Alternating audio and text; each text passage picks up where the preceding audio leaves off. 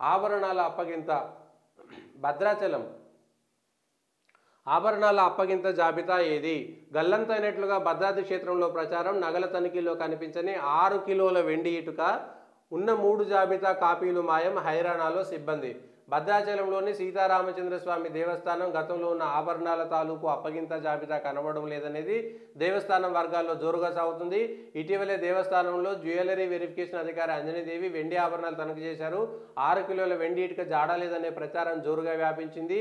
ఈ విషయంలో వివరాలు తెలుసుకునేందుకు అధికారులు చర్యలు చేపట్టారు. వాస్తవానికి ఆభరణాల అప్పగింత సందర్భంగా అప్పజెప్పిన వారు తీసుకున్న వారితో సంతకాలతో 2 జాబితాలు, ఈ వివరాలతో దేవస్థానం వద్ద మరో జాబితా ఉంటుందని అంటున్నారు. అయితే ఈ 3 జాబితాలు ప్రస్తుతం కనబడకపోవడంతో దేవస్థానం వర్గాల్లో ఆందోళన.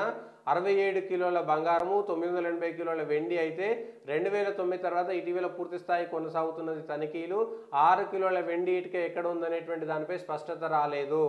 ఆభరణాల అప్పగింత నిన్న మొన్న కూడా చూసినాము. ఆభరణాల అప్పగింతతో పాటు దేవాలయాల భూములకు సంబంధించినటువంటి దాంట్లో యథేచ్ఛగా కబ్జాలు జరిగి వందల ఎకరాల భూములు కబ్జాలకు గురవుతున్నాయి. అక్కడ ఇండ్లు కడుతున్నారు. కొంత ఆంధ్రప్రదేశ్ ప్రభుత్వం కింద ఉన్నటువంటి భూమిని అయితే కాపాడే నాదుడు లేడనేటువంటిది ఒకటి. ఇక్కడ ఉన్నటువంటి ఈవో భద్రాచలం ఈవోను కూడా అక్కడ నుంచి కీసర ఆర్డీఓగాను ఇంకెక్కడికో ఆమెను బదిలీ చేశారు. బదిలీ చేసిన వారం రోజులనే తిరిగి మళ్ళీ దేవస్థానం ఈవోగా తిరిగి బదిలీ చెందారనేటువంటి దానిపైన విస్మయం వ్యక్తం చేస్తున్నారు. ఆమెను ఈవోగా ఎందుకు బదిలీ చేశారు? ఈవో నుంచి ఎందుకు తప్పించారు? మళ్ళీ భద్రాచలంకి ఎందుకు తీసుకొచ్చారు? భద్రాచలానికి సంబంధించినటువంటి ఉత్సవమూర్తులు ఆస్ట్రేలియా, న్యూజిలాండో లేదంటే అమెరికా లాంటి దేశాలకు ఏమైనా వెళుతున్నాయా? వెళ్తే దానికి పర్మిషన్ ఉందా లేదా? భద్రాచలానికి సంబంధించినటువంటి ఈవో వెంటనే బదిలీ చెందడానికి తిరిగి యథాస్థానానికి రావడానికి జరిగినటువంటి లావాదేవీలు ఏమిటి? నిజంగా అక్కడ ఇప్పుడున్నటువంటి ఈవో ఉన్నటువంటి మతలబు కానీ బదిలీకి సంబంధించినటువంటి అంశం కానీ 6 కిలోల వెండి ఇటుక మాయం కానీ లేదంటే భద్రాచలం దేవాలయ భూములకు సంబంధించినటువంటి అంశంలో యథేచ్ఛగా కట్టడాలు కడుతుంటే విజిలెన్స్ వెళ్ళి ఆపాల్సినటువంటి సందర్భంలో కూడా ఆపకుండా ఒక ప్రజాప్రతినిధి ఎందుకు ఆపుతున్నారు? అక్కడ కట్టడాలను ఒక ప్రజాప్రతినిధి ఎందుకు ప్రోత్సహిస్తున్నారు? తెలంగాణకు సంబంధించినటువంటి ప్రభుత్వము నిన్నగాక మొన్న మాట్లాడుతూ మేము వక్ఫ్ భూములను కాపాడుతామని మాట్లాడినటువంటి ప్రభుత్వము భద్రాచలానికి సంబంధించినటువంటి భూములను కానీ ఆస్తులను కానీ ఆభరణాలను కానీ భద్రాచలం దేవస్థానం యొక్క అభివృద్ధికి కానీ ఎందుకు మాట్లాడడం లేదు అనేటువంటి విషయాన్ని చెప్పాలి. దేవాలయ భూములు, దేవాలయానికి సంబంధించినటువంటి భూములు మీకు సంబంధించినవి కావా? ఎందుకు చిన్న చూపు చూస్తున్నారు?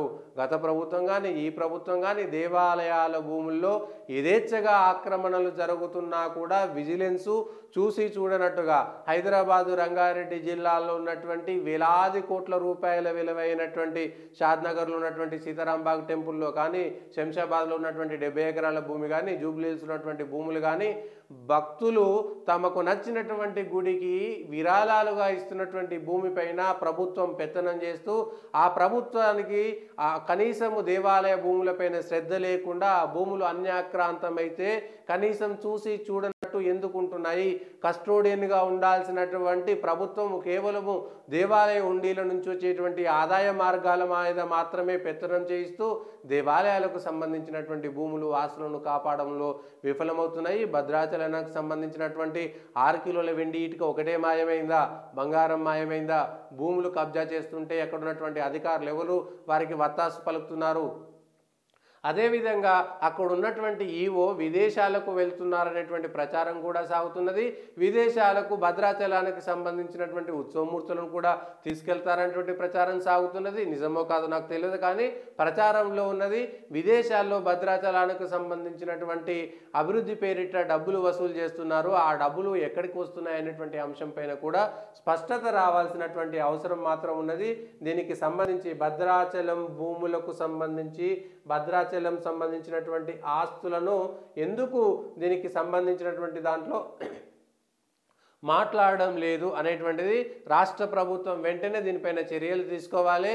అధికారి ఒక ఈఓని మార్చిన వెంటనే తిరిగి యథాస్థానానికి వెళ్ళిందంటే దాని వెనక పెద్ద మతలబు ఉందనేటువంటిది ఒక అనుమానము. నిజంగా అధికారి మంచి అధికారిని అయి ఉంటే మహిళా అధికారిని అనుకుంటాను, నాకు పేరు గుర్తుకు లేదు. ఆ మహిళా అధికారిని మంచి అధికారి భద్రాచలానికి సంబంధించినటువంటి అభివృద్ధి కోసం పాటుపడుతుందంటే మీరు చేసి ఉండొచ్చు.